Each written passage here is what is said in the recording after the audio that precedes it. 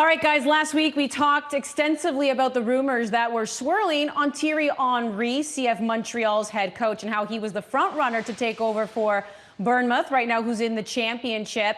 Not going to be. They announced that Jonathan Woodgate would take over as manager, at least to the end of the season. Gareth, what did we learn from this entire process? What do you think Montreal's also learned? What do you just make of the whole thing of Thierry Henry and his name being mentioned in a possible move to Europe?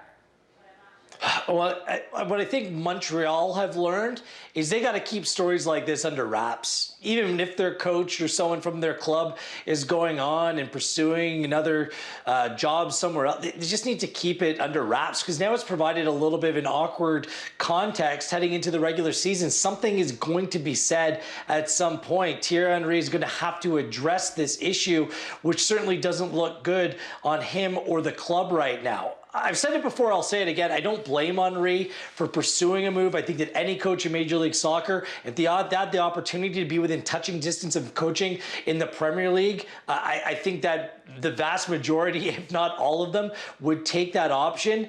But now I think Montreal needs to act selfishly. You keep Henry, understanding that he's not going to be here forever, that he might fancy a move to a bigger club at some point, but you use his name recognition, a player that's arguably bigger than the club itself in terms of profile, and you use him to boost everyone up over the course of the next year, whether it's in recruitment, whether it's in imaging, whatever it is, you use Henry to take you as far as he can take you. And look, it's hard to judge about how good of a job he did last season. I thought, all things considered, it was absolutely a passing grade. There was a lot to like, and you hope that some of that carries over into next season. And if that's the case and it takes the club forward, then you're willing to put up with everything that we've experienced here over the last few weeks.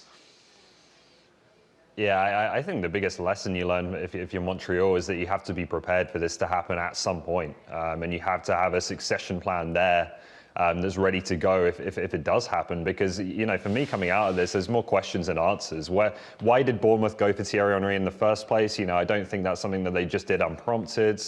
Someone's got to have had a word in someone's ear there. What happens when the talks then broke down? You know, it seemed like one day Bournemouth approached Montreal, the next day Bournemouth appointed a different coach. Was there anything to the Gabriel Batistuta rumours that were going around? Patrice Bernier has left the coaching staff for a TV gig. There's just all kinds of questions that I don't think have been answered yet, and I'm going to be very interested to hear Thierry Henry speak at his first media availability this season.